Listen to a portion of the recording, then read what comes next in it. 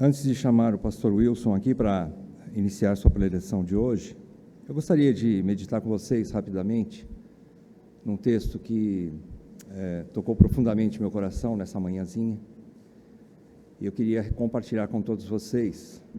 Tiago, capítulo 1, o pastor chegou a mencionar em algumas das preleções passadas, eu gostaria de rever com você. Tiago 19 até o 21, diz assim: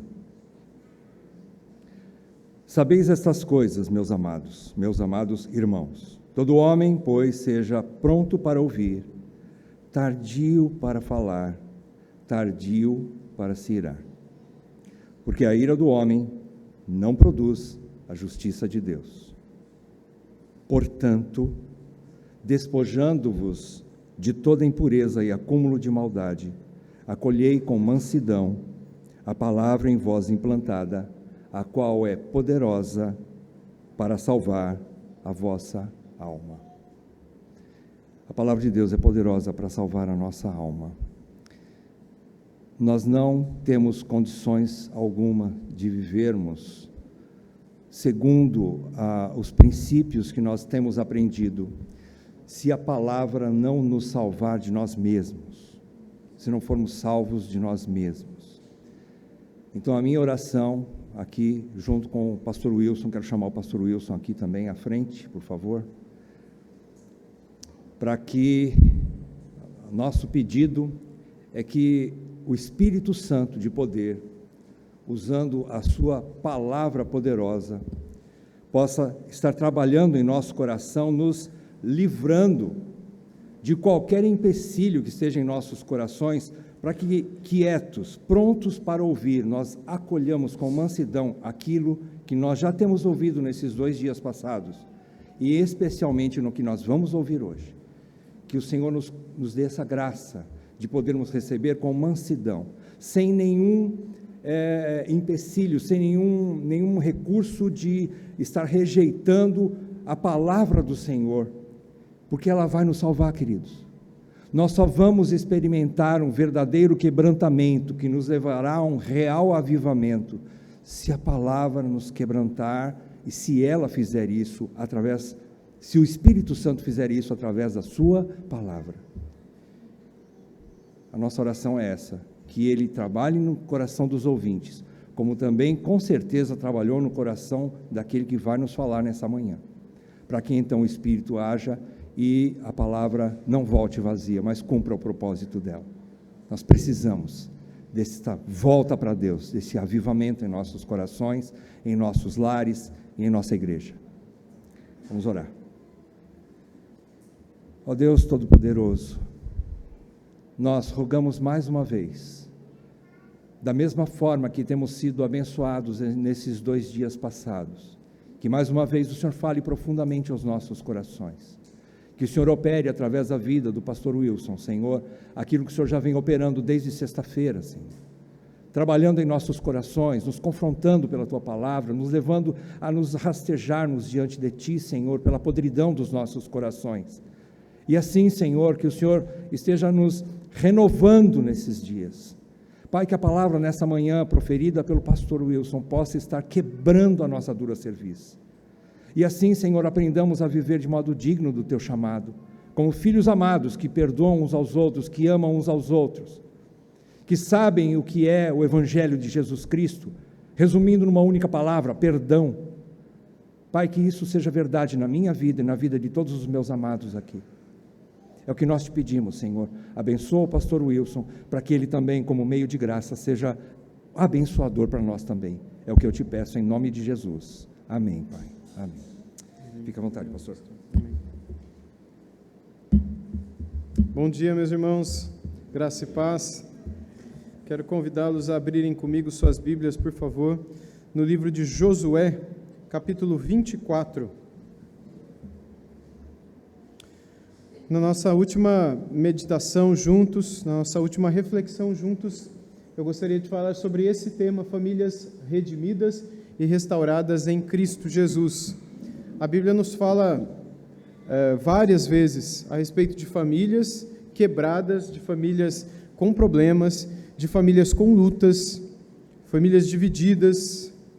Nós não encontramos na Bíblia, como vimos também nas noites passadas, uma família perfeita, não existe isso nas Escrituras, porém nós vemos famílias onde o perdão acontece, famílias onde a restauração tem o seu lugar, e tudo isso graças à presença do nosso Deus, à obediência diante dos conselhos que a palavra de Deus traz àqueles que a recebem. E é com esse intuito que hoje de manhã eu gostaria de trazer aos irmãos também aquilo que acontecia no período final da conquista da terra de Canaã. Só para que a gente se situe, antes de lermos o texto, esse capítulo 24 de Josué é o último capítulo de Josué, como os irmãos bem sabem. Mas como que eles chegaram até aqui? O povo de Israel recebe esse nome por causa de Jacó. Jacó é quem tem o nome mudado para Israel. Jacó é o neto de Abraão, o primeiro homem a quem Deus chama para com ele fazer uma aliança de que através dele haveria um povo e que desse povo viria o Messias. Abraão tem o seu filho Isaque, Isaque tem o seu filho Jacó, Jacó tem 12 filhos, a aliança perpassa até esses 12 bisnetos de Abraão. Desses 12 filhos de Jacó, advém as 12 tribos de Israel, todos eles vão para o Egito, ficam ali um pouco mais de 400 anos.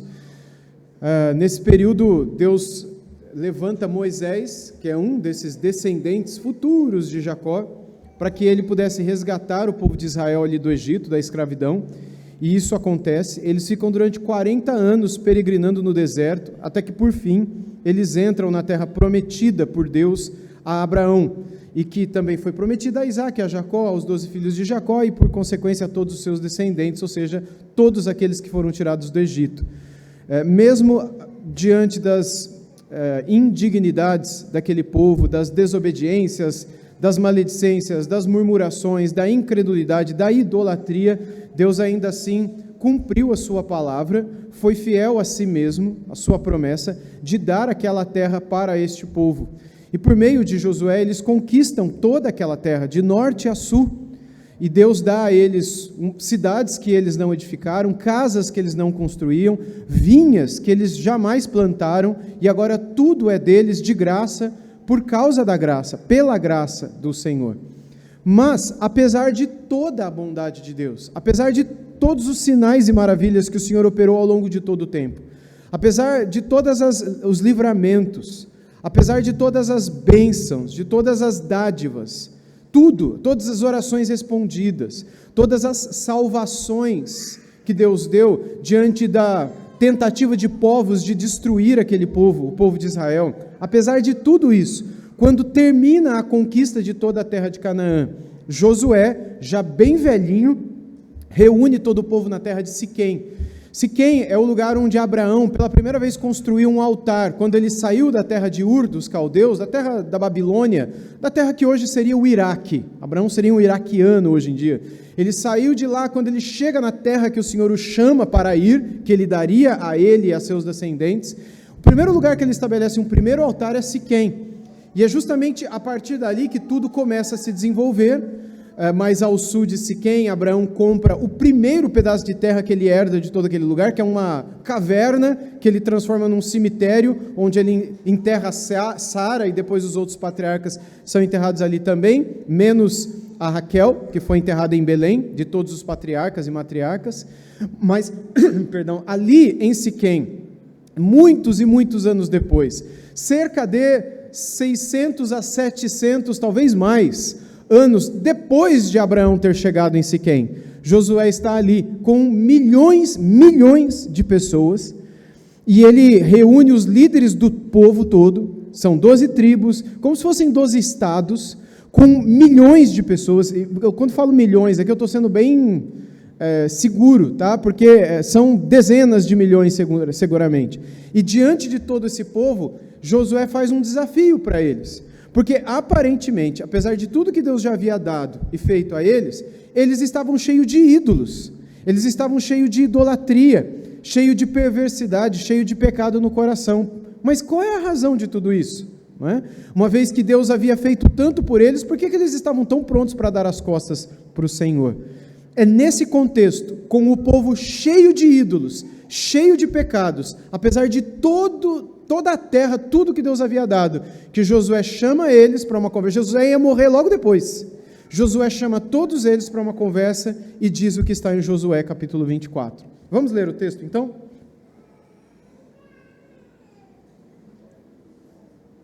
Depois, Josué reuniu todas as tribos de Israel em Siquém e chamou os anciãos de Israel, os seus chefes e os seus juízes, os seus oficiais, e eles se apresentaram diante de Deus.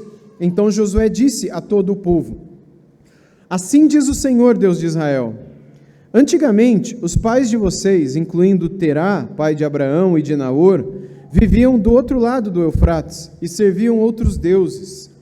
Eu, porém, trouxe Abraão, o pai de vocês, do outro lado do rio, e o fiz percorrer toda a terra de Canaã. Também multipliquei a descendência dele, e lhe dei Isaque. A Isaque dei Jacó e Esaú.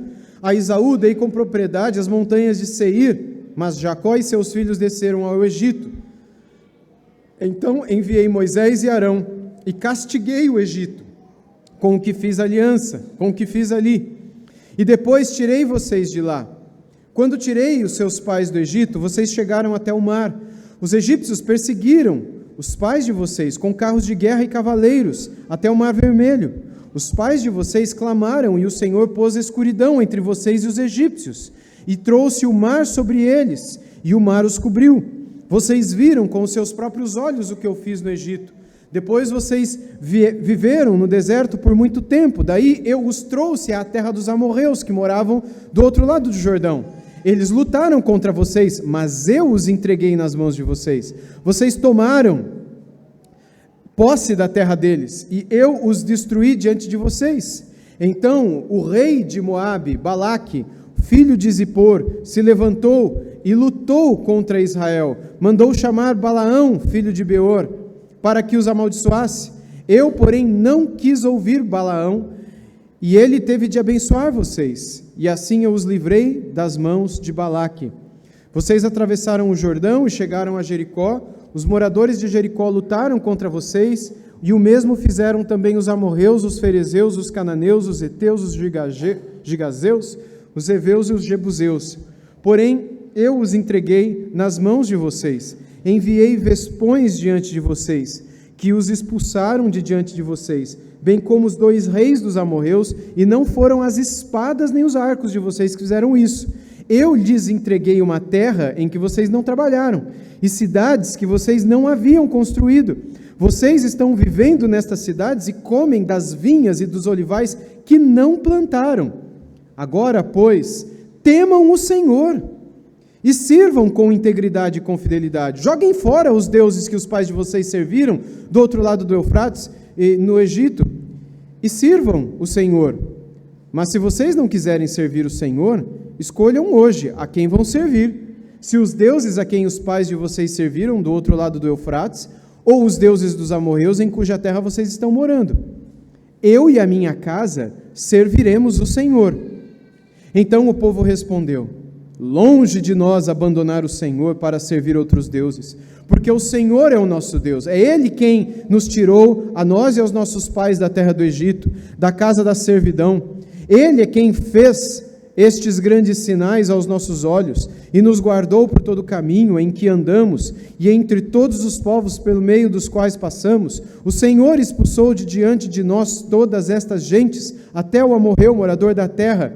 Portanto, nós também serviremos o Senhor, pois Ele é o nosso Deus. Então Josué disse ao povo: vocês não poderão servir o Senhor, porque é Deus santo, Deus zeloso, que não perdoará a transgressão e os pecados de vocês.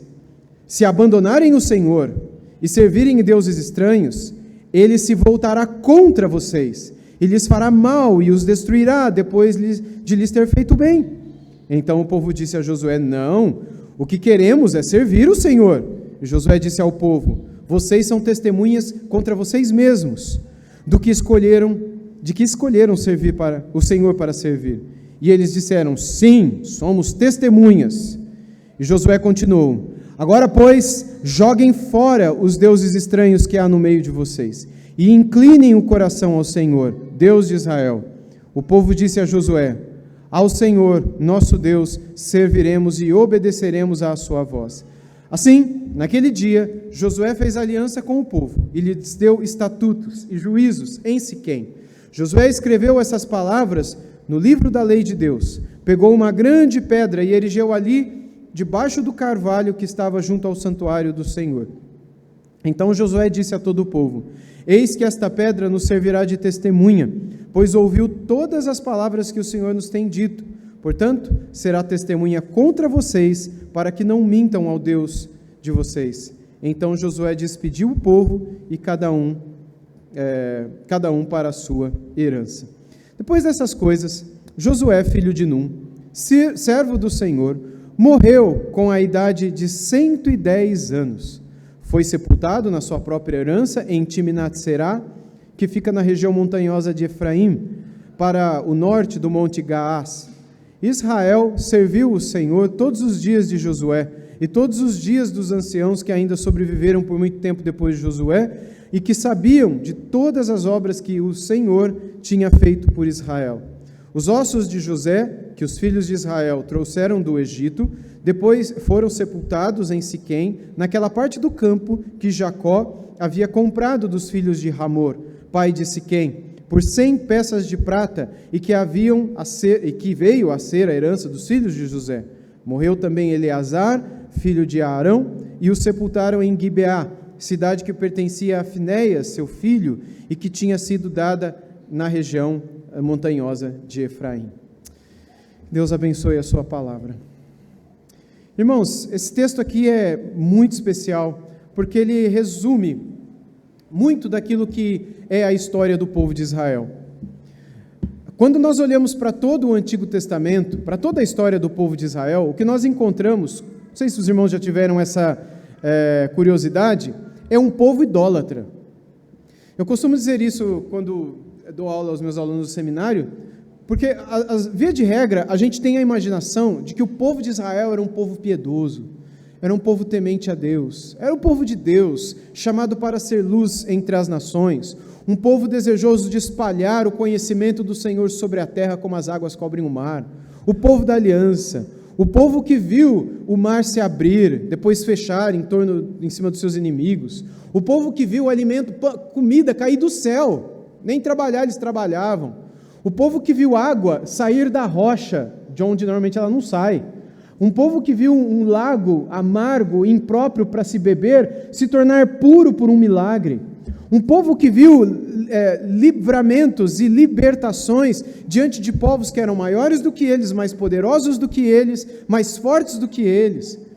Se teve um povo que viu sinais e maravilhas mais do que Israel, esse povo não existiu. Porém, apesar de tudo isso, quando nós lemos o Antigo Testamento, o que nós encontramos é um povo idólatra. É um povo que constantemente se voltava para outros deuses. A gente não vê no Antigo Testamento um povo de Deus que ama a Deus. A gente vê um povo cujo coração estava inclinado para os ídolos, que estava inclinado para o pecado, que estava inclinado para tudo que Deus odeia. Desde o início. Bom, a gente tem Abraão, que é uma exceção. A gente tem Isaac, que é quase uma exceção. A gente tem Jacó, que já é a regra. Se você já estudou a vida de Jacó, você concordará comigo que se tem alguém que merecia estar no inferno era Jacó. Se você já estudou a vida de Jacó, você concorda comigo que a salvação é pela graça e pela graça somente e não por meio das obras. Se teve alguém que fez de tudo para estar numa autoestrada para o inferno, foi Jacó.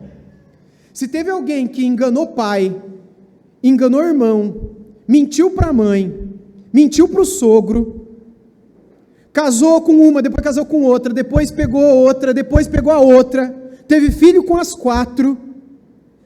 Se teve alguém que teve um coração voltado para a idolatria, que apesar de nunca ter aberto a boca para falar com Deus, apesar do pai e do vô dele terem uma aliança com Deus.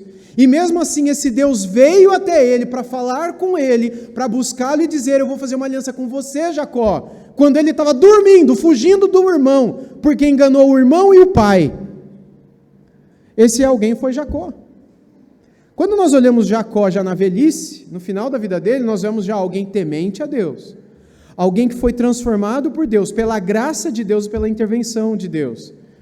Jacó é um exemplo claro da graça de Deus, mas é um exemplo claro também daquilo que veio a ser os seus filhos. Os filhos de Jacó, com aquelas 4 mulheres, que formaram as 12 tribos de Israel, os 12 filhos. Que estiveram alguns dispostos a matar o próprio irmão, o José. Outros enganaram, outros falaram: não vou matar não, vamos vender como escravo. Os mais bonzinhos quiseram vender um irmão como escravo, e depois chegaram para o pai e falaram: não, ele está morto. Essa roupa aqui deve ser de algum animal que comeu ele, e aqui está o sangue dele na roupa. Ou seja, esse povo, que apesar de ter o tempo todo feito de tudo para que Deus não gostasse deles, para que Deus os abandonasse, para que Deus os entregasse, é o povo a quem Deus escolheu amar, com o qual Deus fez uma aliança. É aquela menina de Ezequiel 16, que Deus disse que viu perdida, foi, resgatou, purificou, vestiu, fez uma aliança e se casou com ela. E quando ela estava bonita, purificada, transformada, ela novamente o abandonou e saiu para se relacionar com outros homens. O que esse Deus poderia ter feito? Ok, vocês foram... ele não pode nem dizer Deus abençoe, porque é ele, né? Então, fiquem, né? Por sua conta e risco, mas ele não fez isso. Esse mesmo Deus foi com laços de misericórdia, como de um laçador, de um boiadeiro, de um vaqueiro, que alguém que vai e laça o bezerro e o traz de volta para si, e essa figura é do próprio Deus, por meio da boca do profeta Oséias: com laços de misericórdia eu os atraí, eu os arrastei para junto de mim. Porque se fossem deixados, esses bezerros selvagens sairiam para muito longe daquele que os amou. O povo de Israel é um retrato da minha vida, da sua vida. Nós somos essas pessoas que fogem dele, e nessa fuga nós levamos as nossas famílias. Nessa fuga, nós não fugimos sozinhos, mas nós vamos acompanhados daqueles que são nossos. Mas apesar da nossa infidelidade, o Deus que escolheu nos amar e nos escolheu para sermos seus, Ele nos resgata, Ele começa e Ele termina a obra que é toda dele. Por isso o apóstolo Paulo escreveu em Romanos capítulo 11, que é dele tudo. O povo, 9, 10 e 11 fala do povo, não é?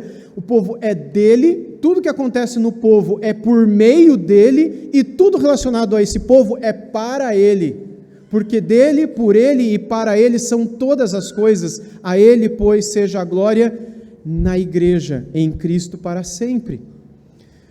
Nesse sentido, irmãos, quando nós olhamos para o povo de Israel, nós temos um povo que, fomos libertos. Nós olhamos lá para eles no Egito e vemos Deus falando com Moisés, lá nas terras de Midian, alguns milhares de quilômetros do Egito, onde Moisés estava fugido, porque matou um egípcio 40 anos atrás, estava lá agora. Ele estava já casado, com filho e tudo mais. Mas Deus aparece para ele no meio de uma sarça ardente, lá no Monte Sinai, e diz: volta ao Egito e tira meu povo de lá. Há uma conversa, Moisés se submete e volta. Quando ele volta, nós imaginamos, o povo estava ansioso, aguardando o Senhor. Estava nada. Quem estava era um remanescente, era um restinho. Deus não mandou Moisés porque o povo estava fazendo vigília de oração. Deus mandou Moisés porque Deus é fiel àquilo que Ele mesmo diz. Havia um grupo que pedia? Havia. Mas a gente vê quem é esse grupo.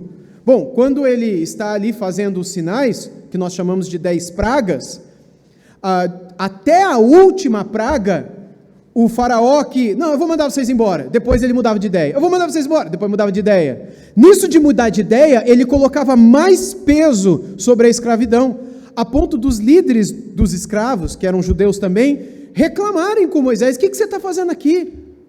Eles não queriam sair dali. Tanto é que depois da 10ª praga, quando eles saem, na primeira dificuldade, eles já começam a falar que eles não deveriam ter saído. Eles começam a reclamar de Moisés, que não tinha nada a ver com aquilo. Moisés só estava obedecendo a ordem de Deus. Eles veem uma coluna de fogo durante a noite, no deserto, é frio demais. Então era fogo, como se fosse clima de lareira, no frio do deserto noturno. Durante o dia em que o deserto é o inverso, é quente demais, eles tinham uma coluna de nuvem espessa, fazendo um clima de sombra, e água fresca, e comida que caía do céu. Quando eles estão diante do mar, e colinas dos dois lados, e o exército do Egito atrás, querendo trazê-los de volta para o Egito, Deus coloca aquela coluna de fogo atrás deles, entre eles e o exército de Faraó. Eles veem tudo isso.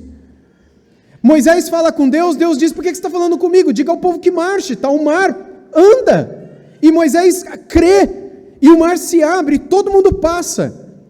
E o sobrenatural se torna natural para eles. Eles olham para trás, o exército está vindo, atravessando o mar.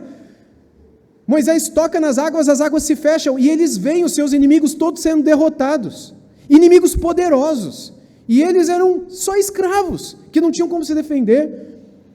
Eles tinham motivo para adorar a Deus, e adoraram, fizeram um altar do lado de lá do monte, do Mar Vermelho.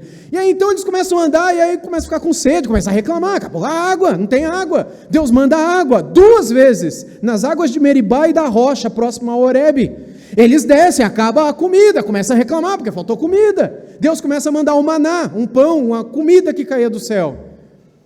Quando eles chegam lá no sopé do Sinai, onde provavelmente Moisés teria visto a sarça ardente, eles são orientados a ficarem ali, porque Deus entregaria a aliança para Moisés. Moisés começa a subir um monte com 70 pessoas, é ele, Arão, Nadab, Abiú, outros 70 anciãos, e alguns jovenzinhos que realizariam alguns sacrifícios de animais naqueles primeiros dias, e o resto do povo ficava para lá da montanha. Ok, depois só Moisés, desse grupo menor, é chamado por Deus para subir no topo do Sinai, e ali então uma nuvem espessa ficou ao redor do topo do Sinai, a montanha parecia uma fornalha ardente, o povo via tudo aquilo, e ouvia trovões, e sabiam que era Deus falando com Moisés. 7 semanas, 7 dias, 14 dias, 21 dias, 40 dias, e ninguém desce dali. O povo disse o quê? Morreu. Está 40 dias sem comer, 40 dias sem beber, 40 dias no meio de uma nuvem com fogo, com raio o tempo todo. O que eles fizeram, irmãos? Eles fizeram o seguinte: vamos fazer um culto, uma vigília de oração, vamos invocar o nome do Senhor, vamos chamar o irmão dele, que é o nosso sacerdote agora, o Arão, e vamos orar ao Senhor, pedindo ao Senhor direção, pedindo ao Senhor que os mesmos sinais que Ele fez, Ele continue a fazer, porque a gente não pode ficar aqui no meio desse deserto parado. A promessa é nos levar para Canaã, e lá nós temos toda uma terra, então vamos orar ao Senhor. Foi isso que eles fizeram? Não, eles fizeram o quê? Um bezerro de ouro, entregaram suas joias a Arão. Arão disse que jogou no fogo e saiu aquele bezerro, não é? Lógico que não, ele fez aquilo. Irmãos, isso entra na sua cabeça? E o povo olhou para aquela estátua de ouro, que parecia um novilho, um bezerro, e disseram: foi esse Deus que nos tirou do Egito. Dá para imaginar um negócio desse? E aí de repente aparece a sombra de um velhinho, porque ele já tinha mais de 80 anos, quase 90 talvez, descendo do topo da montanha. Moisés vê aquilo, e ele está com os únicos exemplares da caligrafia de Deus nas mãos, porque a única coisa que Deus escreveu com a sua mão são os 10 mandamentos que estavam naquelas 2 tábuas de pedra que o próprio Deus fez, e o próprio Deus escreveu, e Moisés disse que viu, ele estava com aquilo na mão, e o que ele faz? Ele quebra as 2, de tristeza e de raiva, de ver a idolatria que estava gravada no coração daquele povo. E ele diz palavras duras para aquele povo. Depois Deus diz para ele fazer outras 2 pedras, que ele escreveria novamente aqueles 10 mandamentos em 2 outras pedras, não é? Ou seja, aí acaba aquilo. Eles estão com os 10 mandamentos, eles estão com a aliança que Moisés estava a escrever. Durante 9 a 11 vezes, na verdade, Deus diz para Moisés: escreva isso, escreve aqui no livro de Êxodo e Números também, que é esse período de 40 anos, e o povo o tempo todo volta para a idolatria, o tempo todo volta para a murmuração. O livro de Números narra os 40 anos deles no deserto, do Egito até a Terra Prometida, até Canaã. Números 11 nos fala daquela história em que eles pararam e começaram a chorar, os velhinhos principalmente, na porta das suas tendas, com as suas famílias atrás deles, chorando, com vontade de comer carne. O que não é uma coisa normal, irmãos. Tudo bem você ter vontade de comer carne, mas chorar... mas eles estavam com fome. Não, eles não estavam com fome. Deus mandava comida todo dia do céu. Eles estavam com vontade de comer alguma coisa diferente. E choravam, dizendo: quem nos dará carne para comer? Números 11. Que saudade que temos dos peixes do Egito, dos pepinos, dos alhos, dos cebolões. Vocês lembram? Números 11. Mas agora a nossa alma seca e não temos nada a não ser esse maná. A Bíblia nos diz que Deus primeiro mandou um fogo sobre eles. A terra ali foi chamada de Taberá, por causa do fogo que Deus mandou. Depois, Deus mandou as carnes. Só que quando eles comiam as carnes, com elas Deus enviou uma praga, que morreu algumas milhares de pessoas. E o lugar onde foram enterradas essas pessoas se chamou Kibrot Hataavá, que em hebraico é cemitério dos gulosos. Literalmente isso, esse cemitério dos gulosos. E a cidade foi chamada disso, de Kibrot, cemitério Hataavá, dos famintos. A partir dali, agora outras reclamações, agora outros ídolos, e aí punições de Deus. Deus poderia simplesmente puni-los, mas não. Sempre com a punição vinha também a intercessão de Moisés, e com a intercessão uma solução. Eu me lembro aqui das serpentes que no deserto saíram para ferir e matar por picadas alguns dessas pessoas que estavam debaixo de juízo. E o povo começou a pedir a Moisés, Moisés ora, e aí Deus pede para ele fazer uma serpente de bronze, lembra? Para que eles então, ao olharem para aquela serpente sobre a haste, fossem curados, e assim aconteceu, milagrosamente. Até mesmo essa serpente que o povo guardou, depois Moisés morreu, Josué morreu, lá na frente a serpente estava com eles. E o povo fez o que com essa serpente de bronze? Fez um ídolo dela. Nós vamos adorar essa serpente agora. E começaram a adorar a serpente, até que lá na frente Deus ordena a um servo que destruísse, porque o coração do povo estava inclinado para a idolatria. Por que era assim, irmãos? Agora, quando nós fazemos um paralelo com o povo de Deus hoje, será que o povo de Deus hoje é diferente do povo de Deus daquela época? Será que o nosso coração é menos idólatra do que o coração deles daquela época? Será que o nosso coração vê menos do poder de Deus do que eles viam naquela época? Será que, apesar de vermos tanto de Deus, nós sabemos da própria vinda do Filho de Deus, da encarnação do Verbo, da morte do nosso Senhor Jesus Cristo, Deus Filho, por nossos pecados? Nós sabemos tudo o que Ele fez, nós sabemos do maior milagre que já ocorreu nesse mundo, que foi a sua ressurreição. Nós somos testemunhas do poder da ressurreição, porque a nossa vida foi transformada por Jesus. Mas apesar de tudo que nós sabemos, nós, que nas nossas vidas pessoais, oramos e já vimos livramentos de Deus na nossa vida, já vimos Deus responder orações na nossa vida, já vimos a presença de Deus na nossa vida, apesar de tudo isso, o nosso coração é menos inclinado para o pecado do que o deles. O nosso coração é feito do mesmo barro que o coração desses judeus aqui. Esses judeus aqui, que depois que Moisés morre, nas campinas de Moabe, já próximo ao sul da terra de Canaã, ao sul de Jericó, do Mar Morto, ele olha toda a terra e ele morre. Enfim, ninguém viu a morte dele, ninguém viu o corpo dele, onde foi sepultado, né? Mas enfim, em tese ele morre ali, e ele não entra na terra prometida. E a liderança fica sobre Josué e sobre Calebe. que eram meio que parceiros e auxiliares de Moisés durante a peregrinação dos 40 anos, e que são as únicas pessoas vivas que foram escravos no Egito, porque todos que vão entrar com eles nasceram no deserto. E todos os que saíram do Egito morreram e foram sepultados no deserto. Deus não deixou daqueles que saíram, que viram as 10 pragas, que saíram do Egito, Deus não deixou ninguém entrar na terra prometida. Todos morreram e foram sepultados no deserto, inclusive os mais novos. Somente Josué e Caleb entraram, e todos aqueles que nasceram durante o deserto, por causa do pecado deles, da idolatria deles, da maldade, da ingratidão, da falta de contentamento, da falta de gratidão no coração deles por tudo aquilo que Deus havia feito e prometido a eles. Mas os seus filhos, que viram uma cidade cair, só deles ficaram dando uma volta em torno dela, que viram, não é, um exército matando um contra o outro, só deles tocarem uma corneta, e o povo começou a guerrear lá, eles não precisaram nem levantar espada, que nem espada tinham. Esse povo que viu todos os milagres de Deus, quando Josué já estava bem velhinho, e eles já haviam conquistado de sul a norte a terra de Canaã, onde viviam os Girgazeus, os Jebuseus, os Ferizeus, tudo aqueles Zeus que a gente leu agora há pouco, toda aquela terra agora era deles. O que eles fizeram?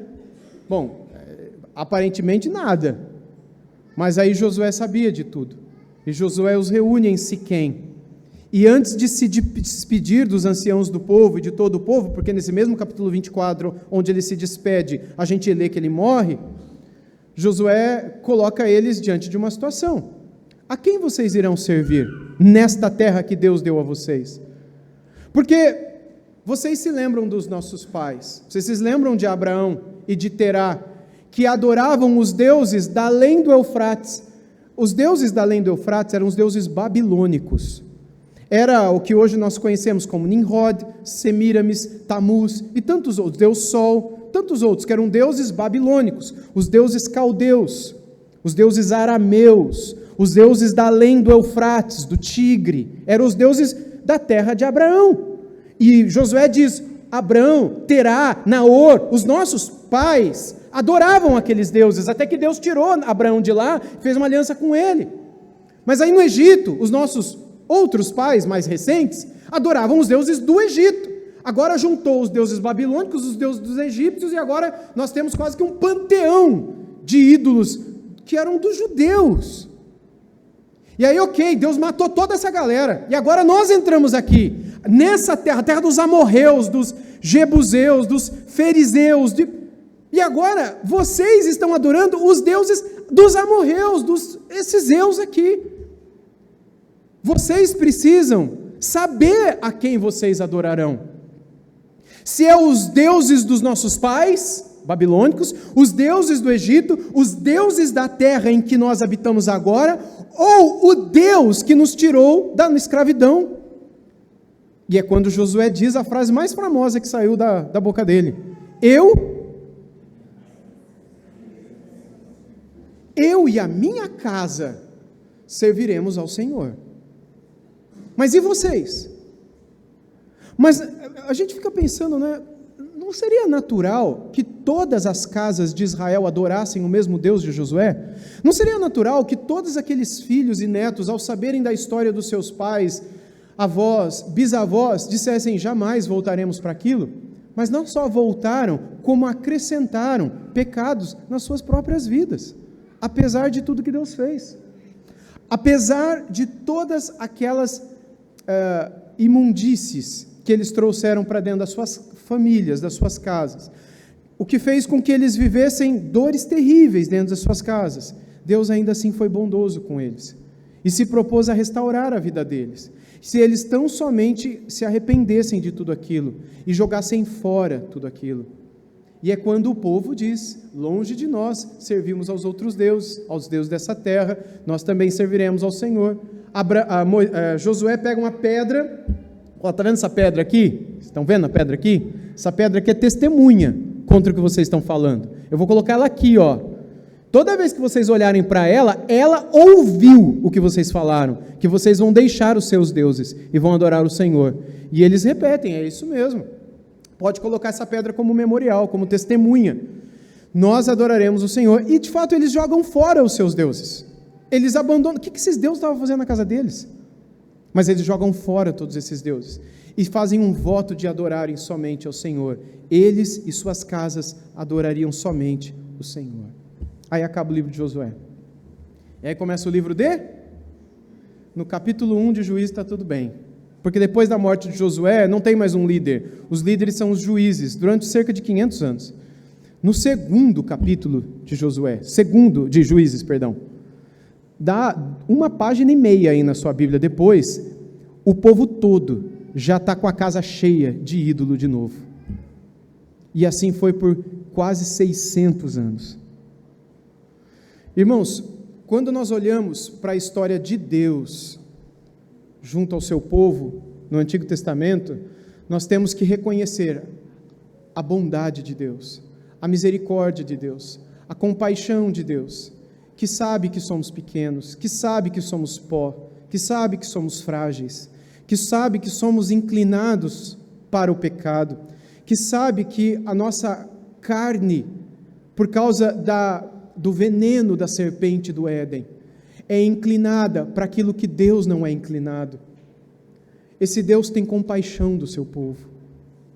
E porque sabe que esse povo, se deixado por si mesmo, vai para o inferno, porque é incapaz de mover um dedo que seja correto aos olhos de Deus, esse povo desce, esse povo vem. Esse Deus desce, esse Deus vem, esse Deus promete, esse Deus envia profetas, esse Deus envia sacerdotes, esse Deus estabelece reis, a maioria deles falhou, um ou outro de fato fez o que deveria. Esse Deus, por fim, veio Ele mesmo, Ele morre pelos nossos pecados, Ele toma sobre Ele a nossa condenação, Ele é condenado, a condenação que deveríamos receber pela eternidade.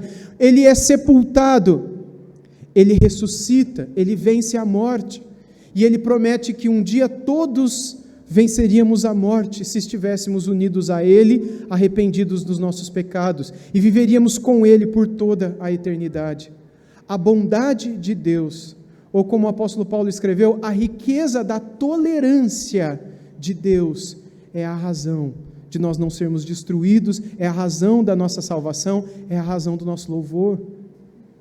Se nós olhamos para toda a história do povo de Israel, que encontra um dos seus pontos altos de pecado, aqui em Josué 24, e vemos a bondade de Deus em novamente perdoar essas crianças, esses filhos que viram os seus pais sendo sepultados no deserto, mas que agora estão cometendo os mesmos erros. Se a bondade de Deus esteve sobre essas famílias, porque aqui o tema é família. Por isso Josué diz: eu e a minha casa, porque aquilo que começa na minha casa, depois sai dela e vem para a cidade, e o que vem para a cidade vem para a nação, e o que vem para a nação atrai consequências para todo um povo. Não é diferente do nosso país, irmãos. Não é diferente do nosso país. Com muita tristeza, nós precisamos, com muita tristeza, não é difícil reconhecer que todo pecado, corrupção, que toda maldição, que toda coisa errada que nós vemos na liderança da nossa nação, está também no coração do povo da nossa nação. Se o povo não se corrompe tanto e não locupretar,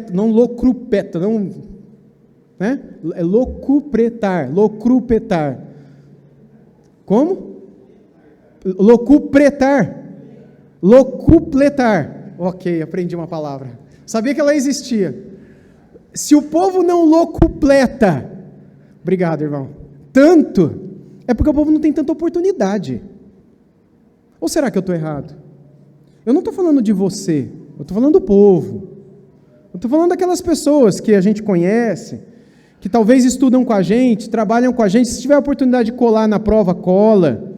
Se tiver a oportunidade de dar uma enganada no patrão, engana. Se tiver a oportunidade de dar uma despistada nos impostos, dá.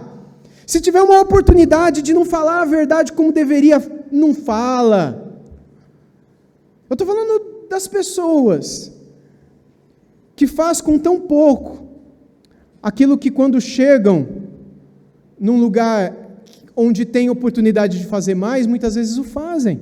E a gente fala, uau, como pode? O cara era assistente de limpeza no zoológico de São Paulo e agora é dono de uma grande rede de telecomunicações no Brasil. Não sei se vocês sabem o que eu estou falando. Mas o cara limpava esterco de girafa ontem. Hoje ele é bilionário. Por quê? Não porque pergunte, porque se você perguntar, você vai ser preso. Hoje em dia você é preso, se você tocar em certos assuntos. Onde está isso? Isso, na verdade, demonstra que o coração da liderança do povo reflete muitas vezes o coração do próprio povo, que não vê nenhum problema em muitas coisas que acontecem lá em cima, porque na verdade é um reflexo daquilo que está aqui embaixo. Eu não estou generalizando, é lógico, é óbvio que há pessoas que não concordam com isso, é óbvio que há pessoas que abominam esse circo e que não se locupletam. Vocês aprenderam também, hein? Que não se locupletam quando tem oportunidade, ou seja, não roubam, não tiram o que é do outro quando tem oportunidade. É lógico que há exceções. Mas se exceções fossem a regra, nós não estaríamos como estamos como nação. E o povo de Israel não era diferente. Quando o povo olhou para o lado e com inveja dos povos queria um rei, queria um presidente, queria alguém que os conduzisse, como todos os povos tinham, Deus não quis, Samuel não quis, Samuel reclamou diante do Senhor, lamentou diante do Senhor, e Deus disse, eles não estão abandonando você, Samuel, que era o juiz da época, e sacerdote também, eles estão rejeitando a mim, Samuel, pode dar o rei para o povo. Era um rei segundo o coração dos homens, que foi Saul.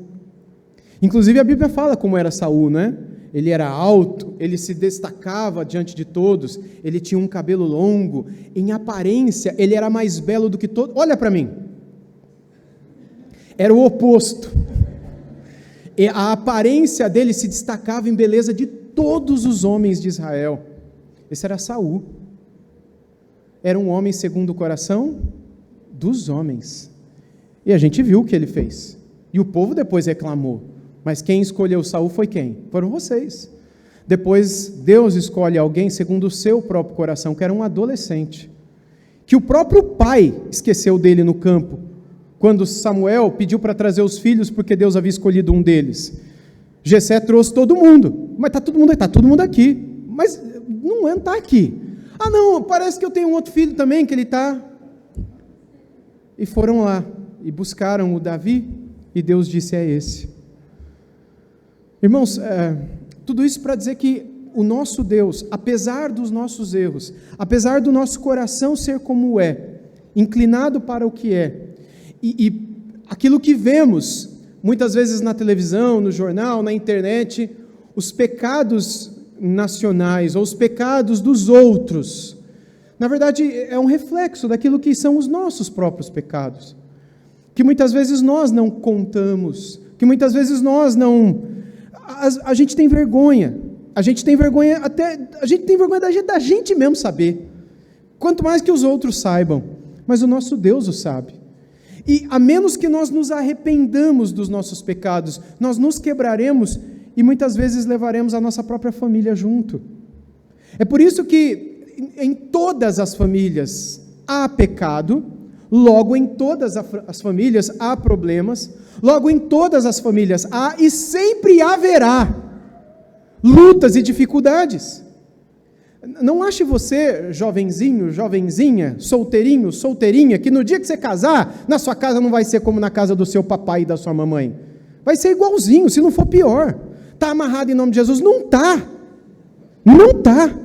Porque o seu coraçãozinho, irmãzinha, é pecador. E o coraçãozinho do príncipe de Jesus que você vai achar é ruim também. É ruim. Vocês estão dois anjinhos? São. Eu só não vou falar que são caídos, porque vai lembrar de outra coisa. Mas vocês não são dois anjinhos. Vocês são pecadores. E assim como papai e mamãe tiveram problemas, vocês vão ter também. E a menos que a graça de Deus esteja no lar de vocês, e vocês aprendam o poder do arrependimento e da restauração e do perdão, vocês não verão bons dias até o final do casamento de vocês. Porque a menos que eu me arrependa dos meus pecados dentro do meu lar, a menos que eu me esforce decididamente a abandonar os meus ídolos pessoais, jogá-los fora, a menos que na minha casa e na sua casa, todos nós estejamos prontos para sondar os nossos corações e pedir ao Senhor, como Davi no Salmo 139, sonda o meu coração, vê se há em mim algum caminho mau e guia-me pelo caminho eterno, a menos que eu peça a Deus que veja o que há em mim, que o desagrada, ídolos do coração. Lógico que não é de gesso nem de pedra, porque esses a gente normalmente não tem, mas ídolos do coração, como Deus disse por meio do profeta Ezequiel, que estavam no coração do povo durante o cativeiro babilônico. Ídolos do coração, vê quais são, Senhor, e tira-os de dentro de mim, me ajuda, guia-me pelo caminho eterno, porque isso será restauração para a minha vida e para aqueles relacionamentos que talvez estejam quebrados e que precisam ser restaurados. E o único caminho para a restauração é o arrependimento e o perdão. Não há saúde no lar, não há resolução de conflitos que não passe pelo perdão, pelo arrependimento, pelo pedido de perdão e pelo aceite do perdão e pela restauração. Não se caminha junto sem o perdão. Essa é a razão pela qual amor não é sentimento. Eu disse isso na sexta-feira à noite, né? Mas é uma decisão. Porque sentimento, depois de muitas tristezas, acaba. Aliás, na verdade, o sentimento se transforma. O sentimento de paixão se transforma em raiva. O sentimento de querido se transforma em ódio. Porque você não suporta mais olhar para aquela pessoa que te enganou algumas vezes, que mentiu para você outras tantas, que te esqueceu outras muitas, que falou com você como seu pai e sua mãe nunca falaram com você, que te trata pior do que certos conhecidos do trabalho te tratam, e chega uma hora que você fala: o que eu estou fazendo dentro dessa casa? Acabou o amor. Irmãos, o amor bíblico, ele nunca acaba. Porque o amor bíblico não é um sentimento que vem e vai. O amor bíblico é aquilo que é demonstrado pelo próprio Deus na pessoa do seu Filho. O amor bíblico é uma decisão de amar o ser amado e de cuidar e de querer o seu bem até o fim. Apesar dos sentimentos contrários que muitas vezes vêm ao coração, sentimentos não são amor, sentimentos são pathos, são paixões, são coisas passageiras. Isso que os seres humanos chamam de amor, na verdade é paixão. E quando casam movidos por ela, é natural que, quando acaba, se envolvem com outra pessoa. Por amor? Não, por pathos. Por uma patologia da alma. Por uma paixão que agora é boa, amanhã será ruim. E tudo bem, acaba de novo, vai para outra, e vai para outra, e vai para outra. Por quê? Porque nunca conheceram o amor. Porque o amor nunca foi derramado em seus corações.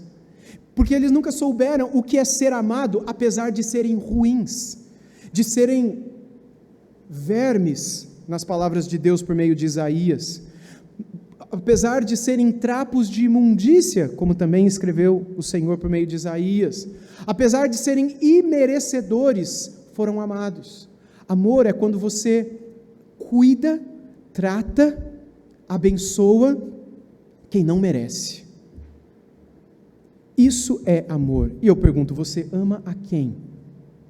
Quando nós somos expostos ao amor de Deus, muitas vezes nós concluímos que nós nunca amamos ninguém nessa vida inteira que vivemos. Porque nunca fomos capazes, em tese eu estou dizendo aqui, de cuidar de alguém que fez mal para a gente, de tratar bem alguém que nos quis matar, de acolher e abençoar quem nos amaldiçoou.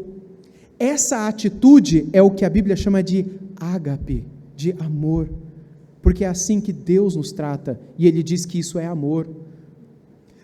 Quem chega mais perto disso é, por exemplo, uma mãe, que apesar do seu filho, da sua filha, mentirem, baterem, xingarem, falarem palavrão, fugirem, roubarem o dinheirinho da mãe para usar para besteira, quando depois de se arrebentarem na vida, voltam, o que a mãe faz? Não todas, né? Mas algumas acolhem e falam, tudo bem, filho, vai tomar um banho que a mãe vai preparar uma comida para você. Isso é amor. Não vem com essa história de amor de mãe, não, porque não existe amor de mãe, amor de... É amor, é o amor divino, é a centelha do amor divino que está no mais próximo que ele existe, no coração de uma mãe, de um pai, que é capaz de amar, apesar de tudo aquilo que lhe foi feito antes. Isso não significa que ele vai gostar daquela pessoa, isso não significa que o coração daquela mãe está apaixonado por aquele filho, porque não está. Tem coisas para conversar, tem coisas para acertar, tem coisas para restituir, tem disciplina para se aplicar, mas tudo isso não impede do bom trato, do cuidado, de ser benigno, de abençoar, de amar. É assim que Deus trata você todo dia. É assim que Deus me trata todo dia, apesar de mim. E no dia que eu entendi que é assim que eu devo amar também, isso me libertou. Isso te liberta, porque faz com que você entenda que a vida não tem a ver com os seus sentimentos, com as suas paixões, com as suas vacuidades, com as suas vaidades, com aquilo que vem e vai, com sentimentos que agora estão e amanhã não, com esses remorsos, arrependimentos. A vida não tem a ver com isso. A vida tem a ver com decisões que tomamos para agradar o nosso Senhor. Decisão de perdoar, decisão de reconhecer, decisão de ouvir, porque pode ser que eu esteja errado, e eu não estou vendo, então eu vou escutar o que estão dizendo para mim. Não, mas você tem que falar, não, eu não tenho o que falar. Decisão de pedir perdão quando você realmente vê que está errado, abrir a boca e dizer, me perdoa, eu errei, eu não deveria ter feito isso, eu não deveria ter falado assim, eu vou orar e vou pedir perdão a Deus também, porque pecar, ainda que seja contra você, em última instância é contra o Senhor. Eu vou pedir perdão ao Senhor, vou pedir perdão a você, tem que pedir perdão para os filhos, vou pedir perdão para os filhos, tem que pedir perdão para sua mãe, para o seu irmão, para o meu irmão, eu vou pedir, porque o perdão é a chave que abre a porta da restauração e da paz, que novamente restaura e refaz aquilo que nós, pelos nossos pecados, quebramos. Se nós não estivermos dispostos a olhar para os céus e dizer, Deus, me mostre os meus ídolos e me ajude a lançá-los fora, nós nunca veremos redenção e restauração em Cristo, na nossa vida e nas nossas famílias. Cristo, o arrependimento e a restauração, em primeiro lugar da nossa vida com Ele, depois entre nós, é a única solução para a absoluta redenção e restauração nas nossas vidas. Que nós possamos louvar a Deus, irmãos, com todo o nosso coração, pela riqueza da sua bondade, no trato para conosco, e porque na maneira como Ele cuida de nós, Ele nos ensina a como nós devemos cuidar, amar e viver uns com os outros também. Não é fácil tomar essas decisões, mas elas são a única escolha boa e que trará consequências maravilhosas para a nossa vida e para a vida daqueles com quem nós convivemos. Todas as outras escolhas, inclusive a de não tomar escolha nenhuma, de querer fazer nada, trarão consequências ruins, porque seguimos o nosso coração. Não siga o seu coração.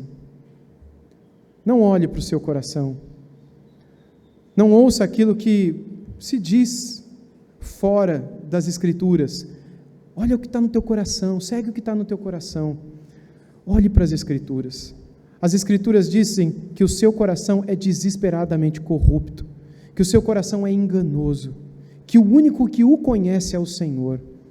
Se o teu coração é corrupto e enganoso, e eu acredito que você não confia em corruptos e nem em pessoas mentirosas, não confie no seu coração, para o seu bem e para a glória de Deus. Confie na palavra de Deus, ouça-a, viva-a, para a glória dEle e para a sua alegria e para o seu bem. Amém? Vamos orar. Senhor Deus, obrigado, Pai, pela Tua bondade, pela Tua graça, pela Tua mansidão, pela Tua compaixão, pela riqueza da Tua tolerância, pela restauração das nossas vidas junto a Ti, pela redenção, pelo perdão dos nossos pecados. Obrigado por ter nos acolhido de volta, tal como o Pai acolheu o filho pródigo quando volta arrependido depois de uma vida no pecado. Obrigado por sempre nos acolher novamente e novamente, apesar do muito que fazemos contra Ti.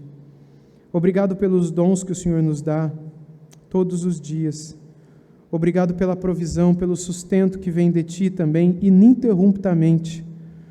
Obrigado porque, apesar de nós, o Senhor continua sendo bondoso, amoroso, gentil, cuidadoso, um Pai, um amigo, um Salvador. Nós Te louvamos por esse Salvador maravilhoso que Tu és. E Te louvamos porque de novo e de novo o Senhor nos lembra de tudo isso e nos chama de volta para Si. Obrigado por nos acolher, a todos os que estão cansados e sobrecarregados, que vêm até Ti, encontram em Ti alívio para suas almas, restauração para suas vidas, para suas famílias, para os seus corações. Obrigado por tudo isso, Senhor.